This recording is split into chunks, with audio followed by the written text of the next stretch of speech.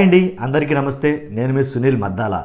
ఏం లేదండి, వైసీపీలో ఒకరి తర్వాత ఒకరు ముఖ్యమంత్రి మీద తీవ్ర విమర్శలు అయితే చేస్తున్నారండి. అంతేకాదు వైసీపీకి రాజీనామా చేస్తున్న వాళ్ళ సంఖ్య కూడా రోజు రోజుకి పెరుగుతుంది. ఈ మధ్యలో చాలామంది అయితే కనుక వైసీపీ ముఖ్యమంత్రి గారి మీద చాలా తీవ్రమైనటువంటి నిరసనలు అయితే తెలియజేస్తున్నారు, విమర్శలు అయితే చేస్తున్నారు. అంటే రాజీనామా చేసి వాళ్ళు ఇప్పుడు నేను చెప్పబోయేది కృష్ణదేవరాయలు రాజీనామా గురించి. ఏదైతే నరసరావుపేట ఎంపీ ఉన్నారో ఆ నరసరావుపేట ఎంపీ వైసీపీ మంత్రికి పదవికి రాజీనామా చేయడం, అలాగే వైసీపీకి కూడా రాజీనామా చేయడం చాలా చర్చనీయాంశంగా మారిందండి. ఏంటంటే ఇలాగ ఒకళ్ళ తర్వాత ఒకళ్ళు అదే బాటలో వెళ్తుంటాయి. అంటే నరసరావుపేటలో ఎంపీ కృష్ణదేవరాయ రాజీనామా వెనక కారణం ఏదైనప్పటికీ, అంటే ఒక్కొక్కరు రాజీనామా ఒక్కొక్క కారణం అయినప్పటికీ మొత్తానికి తీవ్రమైనటువంటి నిరసన అయితే కనుక ఎదుర్కోవడం జరుగుతుంది వైసీపీ ప్రభుత్వాన్ని మాత్రం ఘంటాపథంగా చెప్పొచ్చు. ఈ ఎంపీ వ్యక్తిగతంగా చాలా మంచి వ్యక్తి అయినప్పటికీ, అలాగే నరసరావుపేటలో మంచి అభివృద్ధిని చూపించినప్పటికీ, అంటే ఏదైతే ప్రెస్ మీట్ పెట్టి మాట్లాడాడో ఆయన, నిజంగా నేను చాలా అయితే చేశాం మెడికల్ కాలేజీల గురించి, అలాగే కేంద్రీయ విశ్వవిద్యాలయాల గురించి, వీటి గురించి మాట్లాడుకుంటూ వచ్చి కొంచెం ఎప్పుడైతే రాజీనామా అనే ప్రస్తావన వచ్చిందో అక్కడ కొంచెం భావోద్వేగానికి గురయ్యాడండి ఈ కృష్ణదేవరాయ అనే వ్యక్తి. కాబట్టి ఈయన నరసరావుపేట నుంచి ఎందుకురా రాజీనామా చేశాడంటే, నరసరావుపేట నుంచి కనుక ఎంపీ అభ్యర్థిగా బీసీ అభ్యర్థిని పోటీ చేయించాలని అధిష్టానం ఆలోచిస్తుంది, దాన్ని బట్టి నేను రాజీనామా చేయాల్సి వచ్చింది అన్నాడు. రాజీనామా చేయటం ససేమని ఇష్టం లేనట్టే మాట్లాడాడు. చాలా అయితే కనుక లోపల చాలా బాధ పెట్టుకుని పైకి మాట్లాడుతున్నట్టుగా క్లియర్ కట్గా కనబడుతుంది. అంతేకాదు ఇంకొక కొన్ని విమర్శలు అయితే చేయడం జరిగింది. ఏంటంటే ఒక క్యాడర్ మొత్తం కన్ఫ్యూజ్లో ఉంది, అసలు ఏం జరుగుతుంది ఏం జరగబోతుంది అర్థం కానట్టు ఉంది.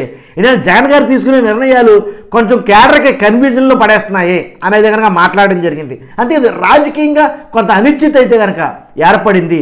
కాబట్టి అనిశ్చితి నుంచి చాలామంది కోలుకోలేని పరిస్థితిలో ఉన్నారు.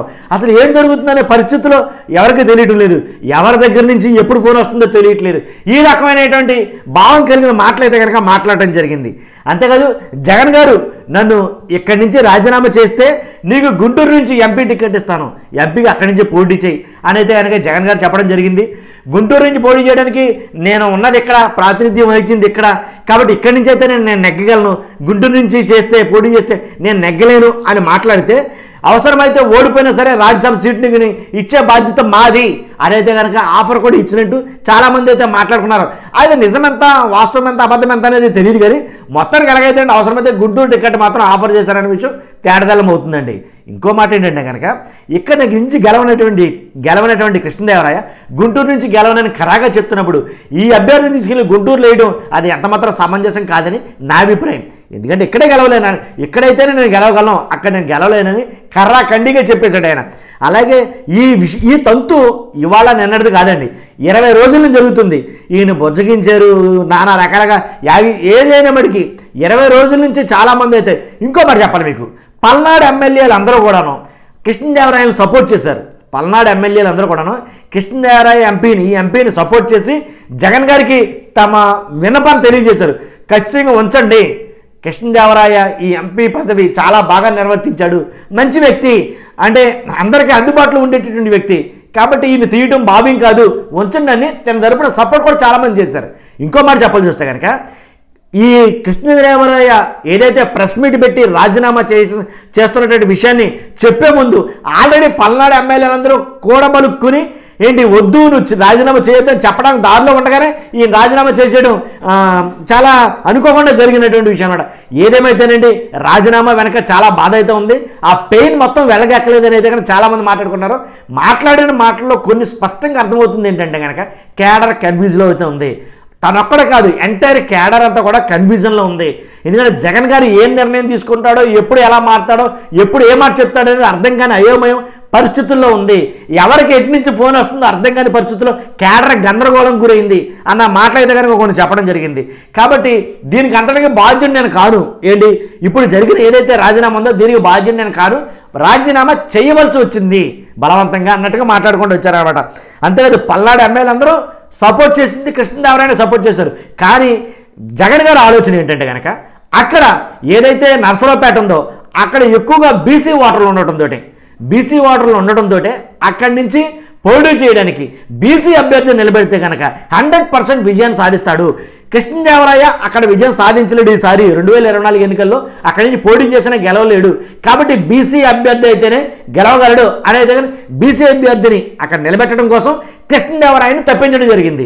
తప్పించినటువంటి ఈ కృష్ణదేవరాయ పోనీ అక్కడ ఫాలోయింగ్ లేదా, లేకపోతే తన గ్రాఫ్ పడిపోయిందా, లేకపోతే తన సర్వేలు అవుతుంది అని అంటే లేదు, అన్నీ బాగానే ఉన్నా సరే ఒక్క బీసీ అభ్యర్థి నిలబెట్టడం కోసం అనే ఒకే ఒక కారణంతో కృష్ణదేవరాయని అక్కడి నుంచి తప్పించడానికి జగన్ గారు పూనుకున్నారు కాబట్టి రాజీనామా చేయాల్సి వచ్చింది అని డైరెక్ట్గానే ఇండైరెక్ట్గా ఉందో డైరెక్ట్గా కూడా అన్నాడు ఆ మాట ఆయన.